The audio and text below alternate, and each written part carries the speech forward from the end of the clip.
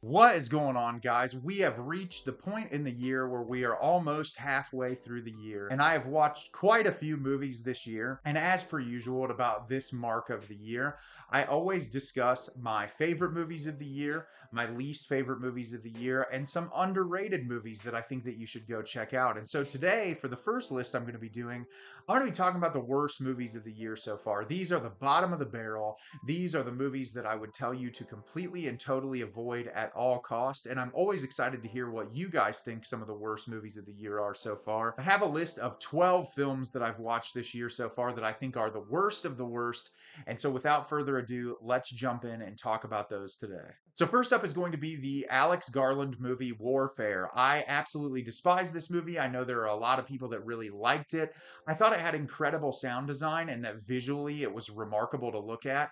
But the issue that I have with this movie is it feels nothing more than propaganda for the American military industrial complex. They tried to act like this was a movie that was just sort of painting a person's experience, but by the end of the movie, when they're showing a montage of all these people, it feels like they were trying to hero worship. And I can tell you with certainty, there were no heroes in the Iraq War. There was just a lot of innocent people that died at the expense of oil. I don't find any entertainment value in this. If you can kind of turn your brain off and forget about the horrendous experiences that these people have had, you might find something to enjoy with it. I just think it's awful and I'll never watch it again. Coming in at number 11 is Opus, this A24 produced movie starring Io Debris and John Malkovich. I was really excited to watch this movie, and this is the most formulaic, bland version of one of these, oh, look, it's a cult movies that have come out in quite some time. It was completely and totally predictable. The dialogue was laughably bad. Even the performances in this movie, I just could not invest myself in it at all. There were some moments visually that I thought worked okay, but you've seen this movie 100,000 times and it's not doing anything new for the genre. Coming in at number 10 is Wolfman. I was really excited to watch this movie once it was announced that Christopher Abbott was playing the lead because I love him. I think he's an incredibly talented actor, but this movie was a snooze fest. I did not think that it was very suspenseful or thrilling. It was very long. It felt like really bloated. I didn't feel like the direction it went in the third act was all that suspenseful. Some of the decisions that were made were a little bit baffling. I just feel like it was a typical Blumhouse movie, a huge disappointment. And I feel like there was a lot of potential here to actually make something great, but unfortunately they did not. Coming in at number 9 is Hell of a Summer, the Finn Wolfhard directed slasher movie. I said this in my full review for this film. It seems like there are a ton of people creating slasher movies right now that like have seen them. They know what makes them work, but they don't know how to add that into the movie to actually make it work. The character writing in this was absolutely terrible. I hated all these people, but none of them even had any real characteristics that made them fun to watch. The reveal of the killer was so incredibly lazy and uninspired that I just didn't care. I felt like a lot of the kills were incredibly underwhelming. They could have paid a lot more attention to detail to that element of the movie if they wanted to make it more enjoyable and engaging. Instead, this falls incredibly flat, and I forgot pretty much everything about it a week after I watched it. Coming in at number 8 is the movie Trigger Happy that I watched on Prime Video. I was really hopeful for this. I thought it was going to be a really interesting satire and comedy on marriage. It obviously takes a very dark and disturbing turn, but I feel like everything this movie attempts to do does it in just the most formulaic and predictable way possible. Like even the dialogue, like just really kind of bland and uninspired. There were moments that I thought it was going to push itself into like Yorgos Lanthimos territory, but it never got to that extreme level of point. I feel like it just played itself way too safe, and I was just really disappointed in this one because I thought it had a lot of potential. Coming in at number 7 is the film Borderline starring Samara Weaving. I was really hoping that this would be great because I've really enjoyed Samara Weaving in virtually every horror movie that she's done. This movie is less horror, more suspense thriller about a psychopath who has a parasocial relationship with a celebrity that he ends up kidnapping and convinced that they are going to get married.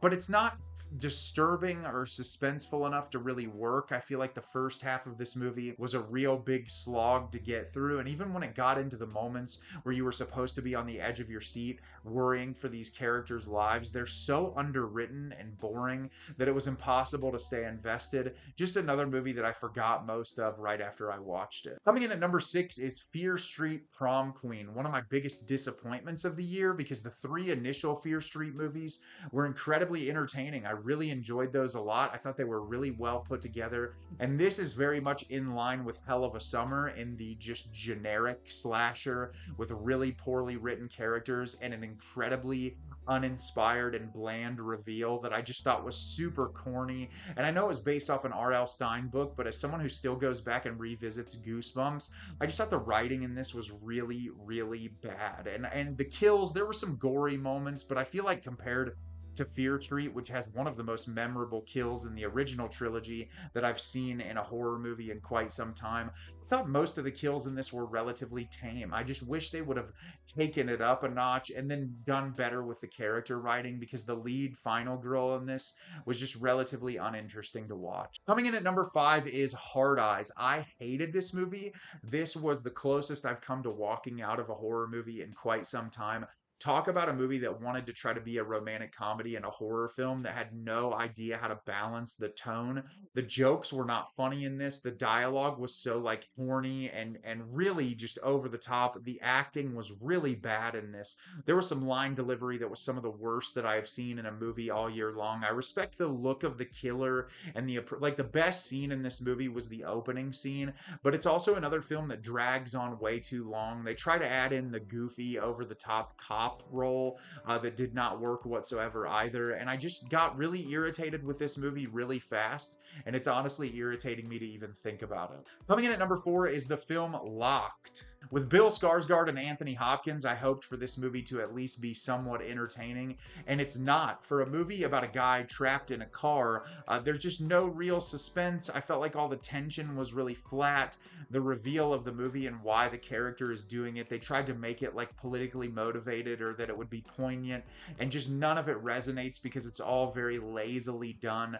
I just thought that this movie was a real slog to get through, and it doesn't do anything new or interesting. Coming in at number 3 is just Shadow of God, a Shudder original movie that, was trying to be a twist on the possession genre that I admire the director for trying to take such a big risk, but the movie is just really bad. Some of the worst performances I've seen in a movie all year long, some really baffling editing decisions as well. Especially towards the end, there's some really cheap looking CGI. I didn't find it to be all that scary or suspenseful or tense, which in a movie like this you would expect all of those elements to come into play, but they don't. And this is the worst that Shudder's had to offer this year so far. Coming in at number 2 is Hurry Up Tomorrow, the Weeknd's vanity project, one of the most annoying films of the year, starring Jenna Ortega. I love Jenna Ortega, but my God, Jenna, get a new agent because you are involved in some laughably bad projects. This has some of the worst dialogue all year. I'm convinced The Weeknd cannot act. He is absolutely horrible in this movie. It's a film that is very slow-paced and methodical at the beginning that turns into like a wannabe Misery style film that has no level of tension. You can tell that, The Weeknd wanted to come across as this, look at me, I'm a tortured artist and I go through the same type of problems that everyone else does. And it's like, you can make a movie like that work, but in this particular case, he is so insufferable and it's so poorly written that you just can't help but roll your eyes. He delivered some lines in this that were about as bad as Tommy Wiseau in The Room. I hated everything about this and I will never watch it again. And then, believe it or not, number 1 is another Jenna Ortega movie, and that is Death of a Unicorn. This was the most annoying movie that I have watched all year long. I wanted to walk out of the theater multiple times. This movie had a ton of potential to be something really special, and instead it's just another eat the rich movie with some of the worst dialogue I have seen all year long.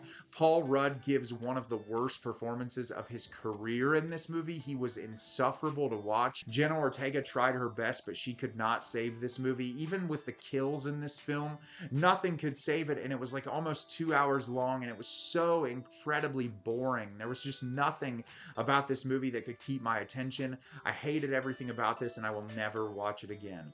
So those are my worst films of the year so far. What are yours? I'm really interested as to what you guys have to say. As always, if you can like the video and subscribe to the channel, helps me out a lot and lets me know the type of content you're looking for. I'm always putting out new material and look forward to getting more out for you in the near future. And as always, everyone, thank you so much for watching and have a great rest rest of your day.